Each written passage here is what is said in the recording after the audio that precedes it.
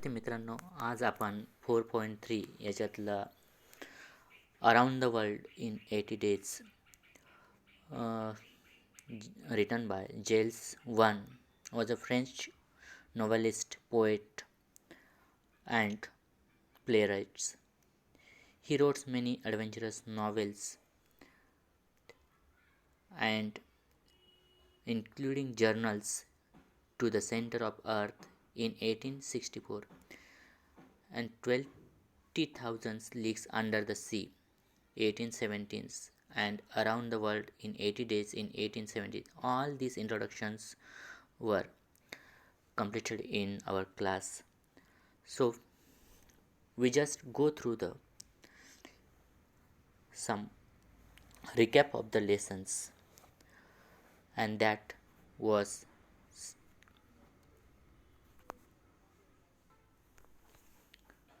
so here Philia Fogg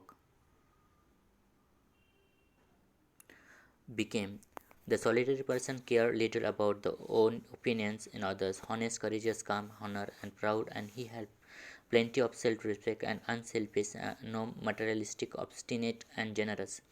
तर हा Philip fog अत्यंत एकाकी राहणारा व्यक्ती आणि बाकीच्या जे व्यक्ती असतात त्यांची केअर करणारा, सन्माननीय, नेहमी धाडसी काम करणारा व्यक्ती आणि स्वतःबद्दल आणि दुसऱ्याबद्दल असलेला अभिमान, सेल्फ रिस्पेक्ट या सगळ्या गोष्टी आपल्याला या नॉवेलमधून बघायला मिळणार आहेत. आणि तसाच हा फिलिप फॉग्स हा एकंदरीत major characters, main hero, protagonist म्हणून काम करत असतो. Aouda became the grateful, loving, concern and sincere, sweet, noble, unselfish, non materialistic and generals. तर ती अत्यंत चांगली अशी महिला असते आणि ते आपल्याला इथं बघायचंच आहे. त्याच्यानंतर पासपोर्ट इज अ लॉयल, फेल्थ, grateful, loving and concern, unselfish, repentance and consciousness. तर हा एक सच्चा असा नोकर फिलिप फॉक्सचा आणि मित्रसुद्धा असतो. आणि detective fix became the dutiful, stupid, and repentant, unimaginative, and stubborn. So that Detective Fix also create the some problematic situations to Philip Fox while reaching to the last point of the target of Philip Fox. Philip फॉक्सचं शेवटचं जे target असतं ते पूर्ण करण्याच्या वेळेस तो तिथं येत असतो. विद्यार्थी मित्रांनो, ही जी नॉवेल आहे ही पूर्णपणे साहसाची, धाडसी कृत्याची आधारित असून त्याबरोबर फिलिप फॉग्सला 80 दिवसात जग प्रवास पूर्ण करून पैन जिंकायची होती. परंतु फॉग ऑडा पासपोर्ट लिव्हपूलमध्ये पोहोचतात. त्याचा प्रवासाच्या शेवटच्या टप्प्यामध्ये डिटेक्टिव्ह फिक्स फॉगला बँक दरोडेखोर समजून अटक करून तुरुंगात टाकतो. नंतर त्यांना सोडण्यात येते, परंतु तोवर फॉगची लिव्हरपूलहून सुटण्यासाठी ट्रेन चुकते आणि त्यांची मागणी केलेल्या खास ट्रेनचा विलंब होतो आणि फॉग लंडनला उशिरा पोहोचतात. पैंजची अंतिम मुदत संपल्यामुळे आपण पैंज हरलो अशी भीती त्याला वाटत असते. स्वतःला एका खोलीमध्ये बंद करतो. ऑडा आणि पासपोर्ट त्यांच्या मैत्रीच्या निराशाजनक चिंताग्रस्तात असतात. नंतर पैन गमावल्यानंतर आपली चांगली व्यवस्था करू शकत नाही याबद्दल फॉग ऑडाची माफी मागतो आणि यानंतर लग्नाचं त्याच्यासमोर उलट ऑडा त्याच्यासमोर लग्नाचे प्रस्ताव ठेवते. अशा पद्धतीने एकंदरीत ते नॉव्हेल आपल्याला हे बघायचं आणि त्यानंतर सतत पूर्व दिशेने जग प्रवास केलेला आंतरराष्ट्रीय दिनांक रेषा ओलांडून त्यांची एक दिवस कमावला होता आणि तो त्याचे रिफॉर्मर्स क्लबकडे जाऊन त्याच्याबद्दल सांगतो की माझ्याकडे अजून काही मिनटं आणि काही दिवस, काही तास उरलेले आहेत आणि शेवटी तो अखेर पैन जिंकतो. आणि अशा पद्धतीने एकंदरीत ह्या नॉवेल्स आपल्याला इथं शिकायची. विद्यार्थी मित्रांनो, तुम्हाला प्लॉट, नंतर सिनॉप्सिस ऑफ द एक्स्ट्रॅक्ट हे सगळं मी आधीच समजवलेलं आहे.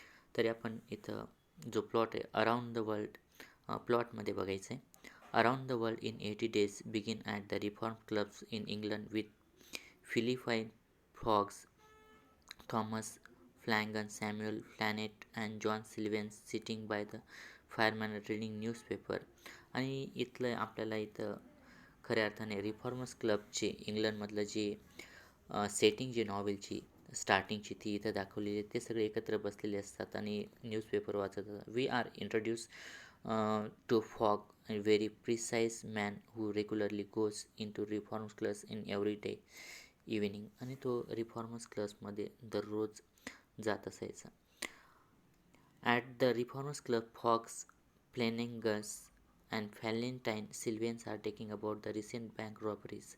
आणि त्यानंतर तिथं त्या सगळ्यांमध्ये एक विषय सुरू झाला तो म्हणजे की बँक रॉबरीचा. This converse is led to the वेजस. वेजस means bait.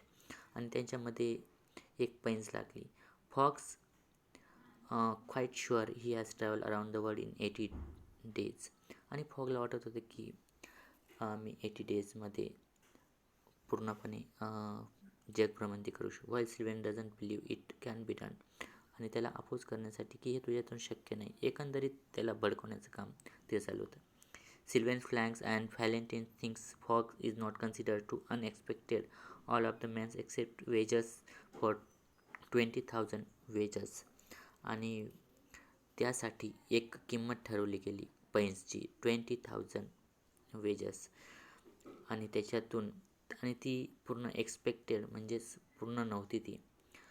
This is the beginning of the entire plot and even we see the Fogg go around the world and while witness amazing adventures that he has go to his company. तर अशा पद्धतीने तिथं आपल्याला adventurous जे आहे ते सांगण्यात आलेलं आहे. आणि त्याचबरोबर बरेच असे विटनेससुद्धा होते. The main plots is based on Fogg's travels and such as the rarely support the theme Fix detectives Fogg all over. आणि फिक्स डिटेक्टिव्ह हा सुद्धा त्याला फॉलो करत होता. He believes that Fogg is the bank robber who has robber great sum from the bank of England. आणि फिक्सला वाटत होतं की इथं खऱ्या अर्थाने जो फॉग आहे त्या फॉगने पैसे हे घेतलेत, चोरलेत आणि तो जगभ्रमंतीसाठी पळू लागला असं त्याला वाटत होतं. पण एकंदरीत तसं नव्हतं. He puts the obstacles and fog path just so that he can't arrest him Wien ever he guest warrant from the England. आणि इंग्लंडमधून तशा पद्धतीचे वॉरंटसुद्धा निघालेलं होतं. The suspense that fog might be a clear gentleman robber he sub of the theme is the book. आणि फॉगबद्दल असलेला संशय त्या व्यक्तीचा हा होता. ही नॉवेलची दुसरी थीम आहे. Passepartout to wonder the whether his master might be robber though his heart has ample trust in Fogg integrity. आणि माझा मालक खऱ्या अर्थाने चोर आहे की नाही याच्याबद्दल तो सस्पिशियस होता आणि त्याला त्याचं दुःखसुद्धा झालं. The plot moves ahead the Fogg's driving means tell work through the various obstacle and reach the London at the time. आणि वेगवेगळे जे अडथळे ते पार करून तो लंडनला वेळेवर पोचला. He through the British Swiss Bombay. तर कोणत्या कोणत्या प्रदेशात गेला? नाव बॉम्बे, कॅलकत्ता, नाव कोलकाता, हाँगकाँग, Yokohama, San Francisco, New York, finally Liverpool. आणि शेवटी लिव्हरपूलला येऊन पोचला. Fix arrested Fogg at Liverpool and the delay Fogg's a beat. आणि लिव्हरपूलला पकडला गेला आणि तो वेळेवर पोचलेला होता. आणि लिव्हरपूलला पकडल्या गेल्याने त्याच्या काही जे तास आहेत ते वाया जाणार होते. He think that he has miss the deadline hasn't reach the London in time. आणि तो जर लिव्हरपूलवरून लवकर सुटला नाही तर लंडनला लवकर पोचू शकत नाही आणि त्याच्यामुळे त्याची जी पैन्स होती तीसुद्धा तो हरू शकत होता. Then when in really he reach in full day earlier. आणि जर तसं झालं नसतं तर and he reached the full day earlier. Thus Fogg wins the wages and the course of the travel find himself a worthy charming a beautiful wife too. आणि शेवटी novel संपण्याच्या वेळेस तो जी पैंज होती ती सुद्धा तो जिंकून गेलेला असतो. विद्यार्थी मित्रांनो, आपण इथं प्लॉट, इंट्रोडक्शन आणि या नॉवेलचा जो सारांश आहे तो सुद्धा इथं बघितलेला आहे. तर ॲक्च्युअल नॉवेलला आपण सुरुवात करूयात. Around the world in 80 days.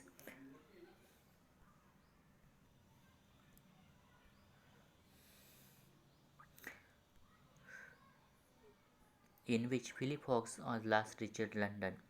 Philip हॉक्स शेवटी लंडनला पोहोचला. फिलिप हॉक्स was in a prison and he has been shut up in custom house and was to be transported in London to the next day.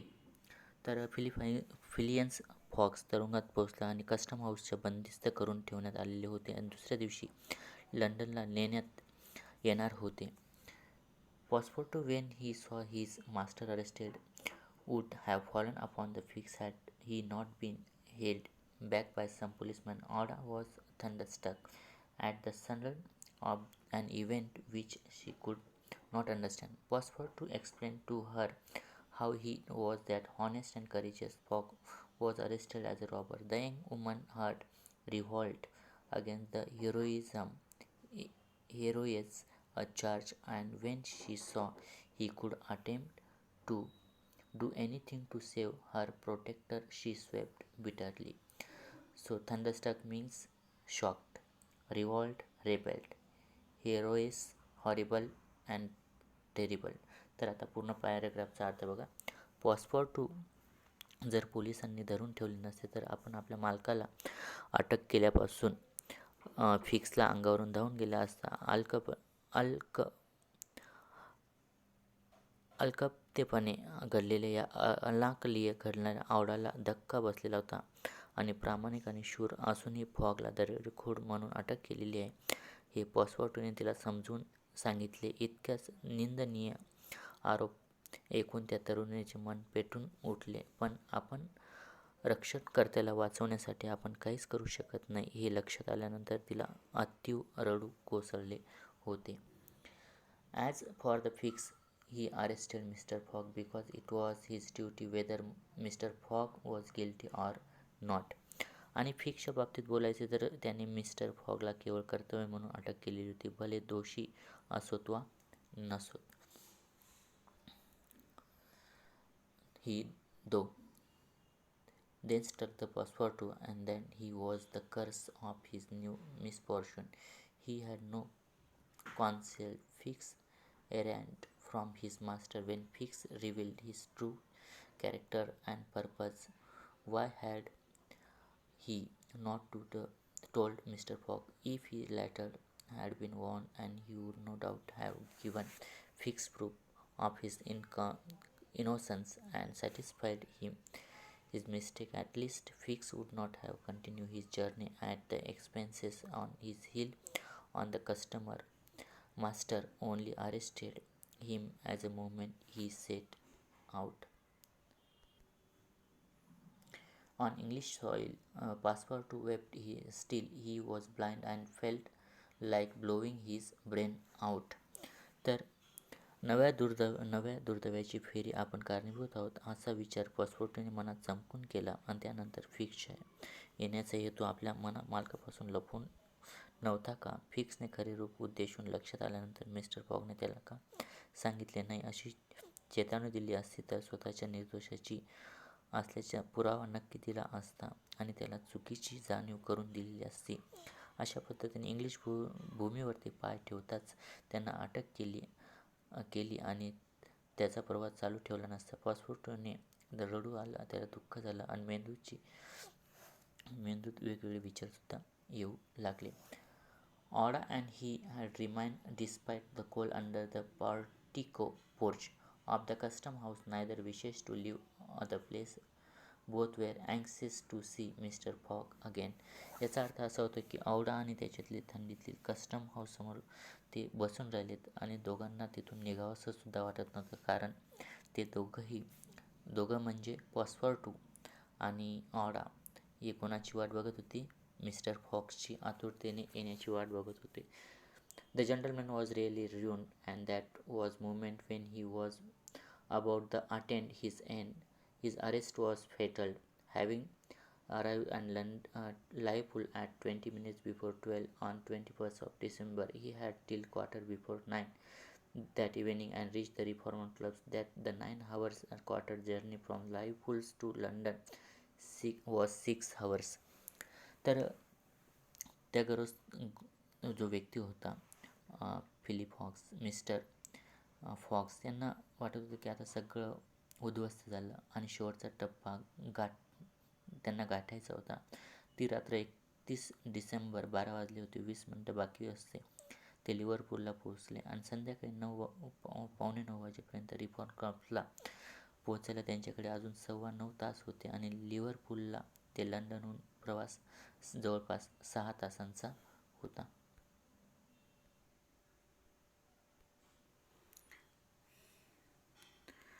If anyone at this moment had entered the custom house, he would found the Mr. Fogg seated and motionless, calm